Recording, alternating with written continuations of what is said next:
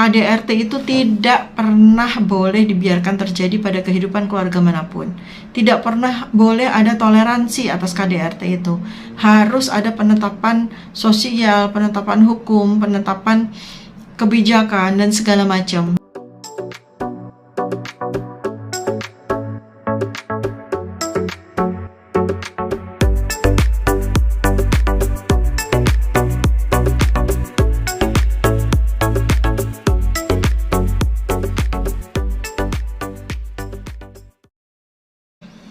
Hari-hari ini kita penuh dengan berita-berita yang menghebohkan, mulai dari persidangan Sambo, mulai dari apa yang terjadi di pemerintah, apa yang terjadi kerusuhan di Morowali, di Sulawesi, sampai kembali lagi isu KDRT yang dialami oleh selebritis.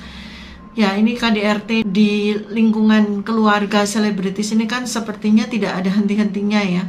Bolak-balik aja terjadi gitu ya, sering sekali terjadi, dan kita bolak-balik tuh tercengang karena beritanya pasangan selebritis ya, mau selebgram, public figure, youtuber dan sebagainya yang kelihatannya mesra-mesra aja, harmonis aja, ternyata kemudian saling lapor ke polisi karena adanya masalah KDRT ya. Kali ini kita menyimak semua ya kasus yang terjadi, KDRT yang dilakukan oleh Ferry Irawan dengan Vena Melinda gitu ya. Dan ini sekali lagi saya mesti sampaikan bahwa musibah seseorang adalah pelajaran buat orang lain.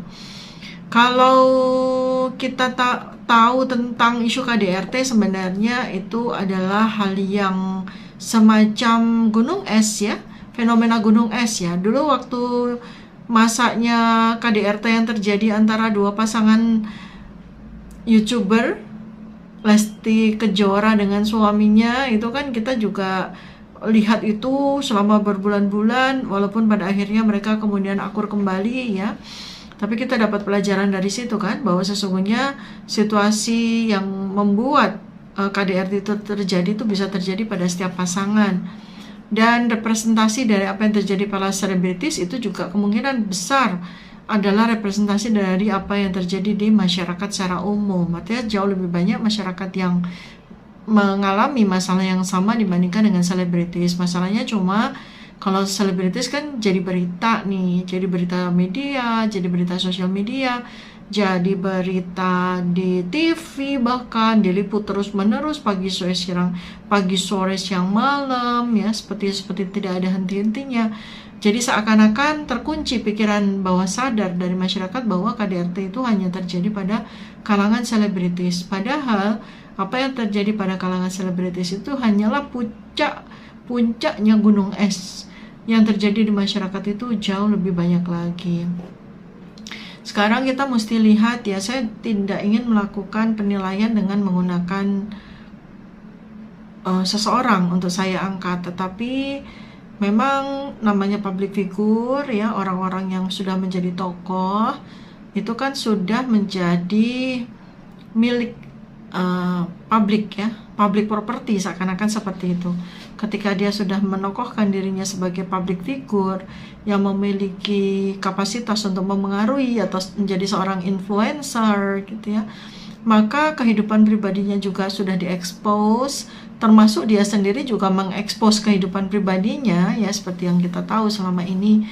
Kita bahkan bisa mengikuti sejak Vena Melinda itu di PDKT-in sama Ferry Irawan sampai mereka katakanlah sedang PDKT begitu ya, berbagai macam kegiatan mereka lakukan sampai finalnya mereka menikah, dan final of the finalnya akhirnya terjadi perselisihan akibat dari KDRT. Itu kan semua adalah menjadi konsumsi publik ya, menjadi ranah publik begitu ya. Mau nggak mau ya kita mesti lihat, dan mau tidak mau pun mereka juga, karena mereka sendiri juga ingin diekspos kan ya. Berita-berita itu kan ya dengan wartawan, dengan jurnalis itu kan diekspos ya, dengan podcast macam-macam, dengan YouTube ya. Jadi artinya ya kita mesti lihat itu sebagai satu area publik ini. Jadi ya masalah private ya, masalah keluarga, masalah hubungan suami istri, tapi menjadi ranah private, sehingga kita pun juga tahu masalahnya kenapa, apa yang terjadi sehari-hari dalam perkawinan mereka, sampai kemudian puncaknya terjadilah KDRT di suatu hotel di Kediri, Jawa Timur ya. Kita semua itu tahu seakan-akan kita berada di dalam rumah pasangan selebritis tersebut ya. Inilah dunia sekarang, dunia konten ya, dimana kurang lebihnya ya semua masalah orang itu menjadi konten bagi semua orang juga. Dan yang terlibat juga sepertinya juga kan nggak keberatan ya, terlepas dari rasa prihatin atau rasa empati saya terhadap sesama wanita ya, dalam hal ini ada Vena Melinda, tapi memang ini tak pelak ya menjadi suguhan konten nih buat semuanya ya, siapapun yang terlibat. Dan ya kan semuanya ya, keluarganya, anggota keluarganya, TV berjam-jam ya, setiap hari itu meliput berita tentang KDRT pasangan ini, kemudian juga pengacara yang terlibat juga sudah mengkontenkan ya, dan ya semuanya hiruk pikuk jadinya, akhirnya jadi komoditas ya. Dan saya tidak menyinggung tokoh apapun ya, tetapi seringkali juga korban ataupun pelaku ataupun siapapun juga yang terlibat dalam peristiwa yang kemudian menjadi buah bibir masyarakat itu kan menjadikan dirinya sendiri sebagai konten ya, sebagai sasaran konten. Bahkan dia sendiri kontenin ya. Ini kembali lagi tidak menyinggung siapapun juga. Saya bersimpati, saya berempati, saya turut prihatin terhadap kasus yang menimpa Ibu Vena Melinda, dan mudah-mudahan segera bisa ditangani dengan baik dan kemudian membawa kebaikan buat semuanya. Saya sendiri tidak pernah punya sikap yang tidak tegas gitu ya terhadap KDRT. Saya punya sikap yang sangat tegas. KDRT itu tidak pernah boleh dibiarkan terjadi pada kehidupan keluarga manapun. Tidak pernah boleh ada toleransi atas KDRT itu. Harus ada penetapan sosial, penetapan hukum, penetapan kebijakan dan segala macam yang memungkinkan KDRT itu tidak terjadi lagi pada pasangan tersebut. Apakah pasangan yang mengalami konflik itu kemudian setelah didamaikan, setelah dimediasi itu kemudian akan kembali lagi membina rumah tangga baru lagi seperti yang terjadi sama Lesti Kejora ya dan pasangannya? Kalau di kasusnya Vena Melinda dan Ferry Irawan kita belum tahu endingnya, tapi tampaknya Vena Melinda memilih untuk berpisah ya, kan kita juga belum tahu finalnya seperti apa. Tapi apapun itu, keputusan apapun, apakah mereka kemudian bersatu dan memperbaiki hubungan mereka dan tidak memungkinkan untuk celah-celah terjadi KDRT lagi ya silakan. Tapi ada yang memilih kemudian ya sudah melakukan terminasi terhadap hubungannya, ya itu adalah pilihan yang masing-masing individu yang terlibat ya. Jadi apapun pilihan ya kita hormati ya. Tetapi yang penting adalah ada pelajaran yang kita dapatkan dari peristiwa tersebut ya. Sekali lagi ini soal KDRT itu pastinya yang sering banget terjadi itu perempuan atau istri itu sebagai korban dan laki-laki atau suami itu sebagai pelaku gitu, yang paling sering. Sekali lagi masalahnya kan masalah yang klasik ya. Kenapa kok KDRT itu lebih sering dilakukan oleh suami terhadap istrinya? Karena persoalan powernya ya, kekuatannya, kekuasaannya. Jadi laki-laki secara umum kan badannya lebih besar dari perempuan. Ya itu juga suatu power yang sudah menjadi sesuatu yang menyatu dengan dirinya kan nggak banyak suami istri yang perempuannya tuh lebih besar badannya dibanding laki-laki, kan nggak banyak. Tapi yang rata-rata terjadi adalah laki-laki itu lebih besar, lebih kuat badannya dibanding perempuan. Dan itu menjadi motif tersendiri ya untuk terjadinya KDRT. Walaupun tidak selalu bisa kita jadikan sebagai satu tolok ukur, bukan ya itu. Tapi motif muncul. Kemudian yang kedua adalah pola pendidikan yang dilakukan pada keluarga. Misalnya tidak adanya satu contoh yang baik terhadap bagaimana seorang laki-laki harus bersikap sebagai suami, atau mungkin contoh yang negatif. Misalnya ya di masa kecilnya dia melihat orang tuanya juga mengalami KDRT ya, ayahnya memukuli ibunya gitu kan, dan itu dia lihat sebagai pemandangan sehari-hari yang memungkinkan masuk ke dalam alam bawah sadarnya dan yang membuat dia memiliki satu pandangan bahwa KDRT itu boleh dilakukan. karena dia melihat ayahnya sendiri melakukan KDRT seperti itu kan. Itu atau malah bisa saja terjadi satu pola yang abnormal ya, pola abnormal. Misalnya seorang wanita ya sebagai istri di sini mengalami KDRT oleh suaminya, tetapi dia menganggap itu sebagai hal yang baik-baik saja, biasa-biasa saja, dia terima-terima saja. Kenapa? Karena dia punya pengalaman di masa kecil ketika dia melihat ibunya itu di KDRT oleh orang tua, oleh ayahnya, dan ibunya baik-baik saja. Artinya situasi KDRT itu tidak membuat hubungan antara ayah dan ibunya itu menjadi rusak gitu ya. Dan itu kemudian secara tidak sadar itu dia ambil sikap tersebut, sehingga ketika KDRT itu terjadi gilirannya itu pada dirinya, maka dia pun menganggap bahwa itu adalah sesuatu yang wajar saja saya di KDRT oleh suami saya. Kenapa? Karena saya juga melihat ibu saya dulu di KDRT oleh ayah saya.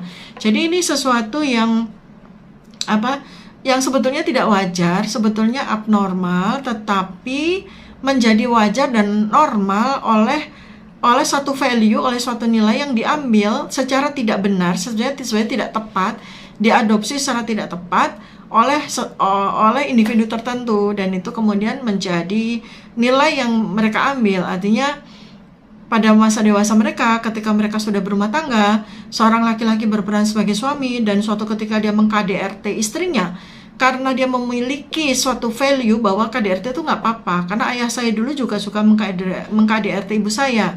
Itulah yang value yang dia pegang. Begitu juga dengan seorang wanita. Misalnya seorang wanita yang kemudian berumah tangga dan menjadi istri, dia di KDRT oleh suaminya, dan kemudian dia menganggap itu wajar. Kenapa? Karena dia sudah biasa melihat ibunya di KDRT oleh ayahnya, dan itu menjadi satu value yang dia kemudian adopsi gitu ya. Nah, ini kan memang jadi penilaian yang serba subjektif ya. Tapi balik lagi kepada kasus yang terakhir ini, Vena Melinda tidak melakukan hal tersebut ya. Dia langsung melaporkan kepada polisi, dan dia mengatakan bahwa dia tidak mentolerir sikap suaminya, dan dia memilih untuk mengajukan perpisahan, mengajukan perceraian atas kasus KDRT yang dia alami itu ya. Karena dia tidak memiliki satu pengalaman buruk pada masa kecilnya, dan pada perkawinan pertama dia juga tidak mengalami hal yang sama. Dia tidak diperlakukan KDRT oleh suami pertamanya, sehingga dia melihat bahwa suami keduanya ini sudah keterlaluan karena berani melakukan KDRT terhadap dirinya. Dan itu diperkuat dengan data yang disampaikan oleh anak-anaknya Ibu Vena Melinda kan. Mereka mengatakan bahwa ayah mereka gitu, suami pertamanya Ibu Vena Melinda itu orangnya sangat halus, dan tidak pernah selama belasan tahun mereka menikah itu melakukan kekerasan apapun, sekecil apapun terhadap mamahnya mereka ya. Jadi ini ketika ada suami yang kedua, ayah sambung, kok baru setahun menikah sudah berani melakukan KDRT. Ya tentu saja mereka tidak terima ya, seperti itu. Ada kajian psikologi yang menarik ini dalam kasus Vena Melinda dan Ferry Irawan ini ya. KDRT yang terjadi sama mereka itu berangkat dari apa yang disampaikan oleh Vena Melinda terhadap karakter suaminya ya. Terutama Ferry ini sangat terobsesi ya dengan hubungan suami istri ya, dengan hubungan seks gitu kan, sampai seperti nggak kenal waktu. Dan kalau sampai ditolak, mungkin karena Venanya lagi ada kesibukan ini dan itu, dia bisa marah-marah, dia bisa ngamuk-ngamuk seperti anak kecil yang nggak dapat permen gitu ya. Jadi Vena itu menyebut suaminya itu kalau ditolak, kalau lagi ingin dilayani dilayani sebagai suami istri ya, hubungan seks begitu, kalau ditolak ya ini Ferry sampai ngamuk lah begitu. Ferry itu sampai ngamuk gitu ya, seperti anak kecil nggak dapat permen gitu. Ini ya kata statementnya Vena di YouTube-nya Orami, ini yang saya kutip juga dari harian This Way. Lucunya kalau aku nggak ready gitu ya, misalnya nunda karena lagi ini dan itu, dia ngamuknya benar-benar ngamuk sejadi-jadinya, kayak anak kecil yang nggak dapat permen. Fenomena ini menurut tulisan di This Way ini kurang lebihnya ya secara psikologis itu seperti Peter Pan Syndrome. Peter Pan Syndrome kalau kita lihat ya dalam tinjauan pustakanya itu, suatu istilah yang dipopulerkan oleh seorang psikolog analis, Dr. Dan Kelly, ya, dari Amerika Serikat. Beliau mempublikasikan satu artikel, ya, di tahun 83 dengan judul The Peter Pan Syndrome: Men Who Have Never Grown Up, ya. Dan ini masuk, ya, di dalam satu buku yang ditulis oleh Dr. Dan Kelly, The Wendy Dilemma, yang dipublikasikan tahun 1984. Walaupun Peter Pan Syndrome ini sudah dibuat definisi operasionalnya oleh Dr. Dan Kelly, tapi tidak dikategorikan oleh WHO sebagai bagian dari penyakit yang masuk dalam Diagnostic and Statistical Manual of Mental Disorder, DSM-5, ya. Jadi kurang lebihnya kenapa disebut Peter Pan? Peter Pan itu adalah satu karakter, ya, karakter distinction, ya, dari Carl Jung, ya, seorang psikoanalis juga, ya, pure awareness, a psychological concept. Jadi ada suatu konsep dalam diri seorang laki-laki yang mana dia terlambat tumbuh dewasa secara psikologis. Jadi Peter Pan ini adalah laki-laki dewasa yang gagal tumbuh secara psikologis, ya. Dia tidak pernah tumbuh besar. Jadi dia menganggap dirinya adalah seperti anak-anak. Dan kemudian Peter Pan ini jadi suatu karakter yang sangat terkenal, ditulis oleh J.M. Barrie, ya. Ditulis oleh seorang penulis dan kemudian menjadi tokoh karikatur, tokoh kartun, ya, Peter Pan, gitu kan. Sesungguhnya ini adalah suatu gambaran metaforikal seorang laki-laki yang nggak mau dewasa, gitu. Dia tuh nggak mau dewasa. Dia nggak mau dewasa. Kenapa? Ya, tidak selalu, tetapi seringkali laki-laki yang gagal tumbuh dewasa itu dibesarkan oleh seorang ibu yang sangat menyayangi dia, ya, sangat memanjakan, terlalu memanjakan. Dan Peter Pan Syndrome ini, laki-laki ini memiliki hubungan yang agak psikotik, ya, dengan ibunya karena terlalu dekat, ya. Dan ibunya juga memanjakannya secara luar biasa. Misalnya sampai dia dewasa, dia masih dicucikan bajunya, masih disiapkan makanannya, bahkan sampai masih disuapi, gitu.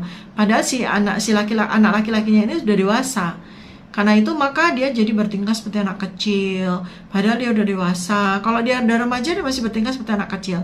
Kalau udah dewasa, dia masih bertindak seperti anak kecil. Suka ngamuk-ngamuk, nggak tanggung jawab, suka pergi nggak jelas, gitu kan. Dan dia kemudian akan memperlakukan wanita siapapun juga selain ibunya itu seperti bagaimana ibunya melayani dia. Dia pengennya juga dimanjakan seperti ibunya memanjakan secara luar biasa. Dia juga seneng banget untuk ngambil apapun, gitu. Tapi dia sendiri nggak pernah ngasih apapun, ya. Peter Pan Syndrome tuh begitu. Jadi dia suka ngambil sesuatu yang dia mau, ya, kayak anak kecil lah, gitu. Tapi dia sendiri nggak terpikir untuk memberi. Dan Peter Pan Syndrome ini diderita oleh seorang laki-laki sedemikian sehingga dia tuh susah banget mempertahankan hubungan jangka panjang yang stabil.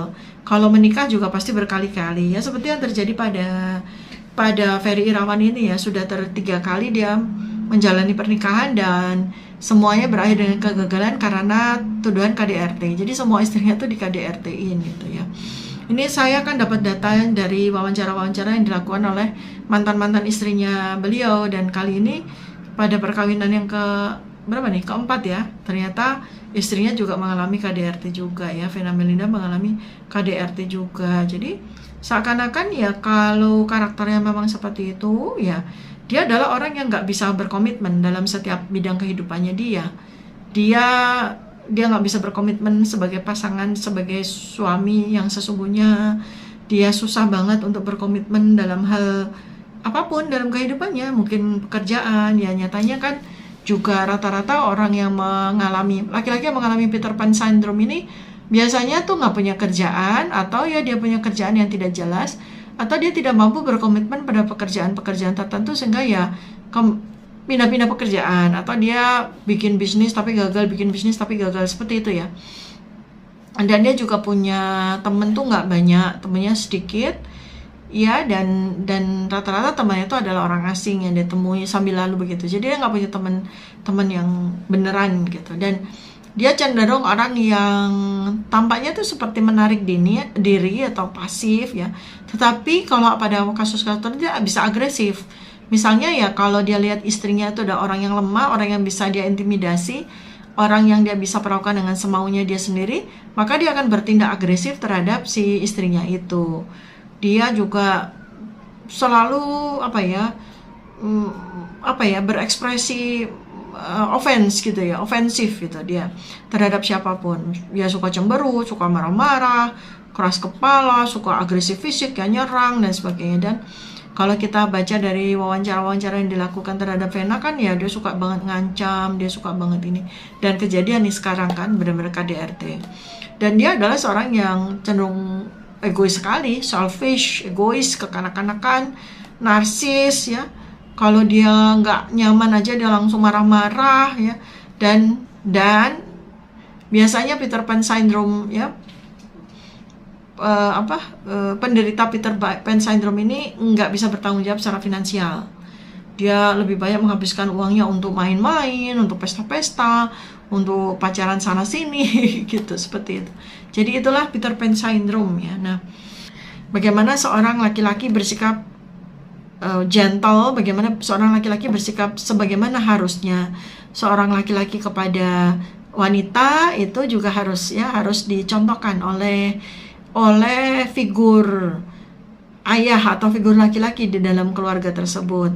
Misalnya ada keluarga yang tidak lengkap lagi, misalnya ayahnya sudah tidak ada atau sudah berpisah, sehingga ibunya sendiri, maka tetap harus ada ya figur laki-laki yang harus menjadi role model bagi anak-anak laki-laki yang ada di situ. Ya misalnya keluarga dekat atau seseorang yang dianggap sebagai keluarga dekat ya, itu bisa menjadi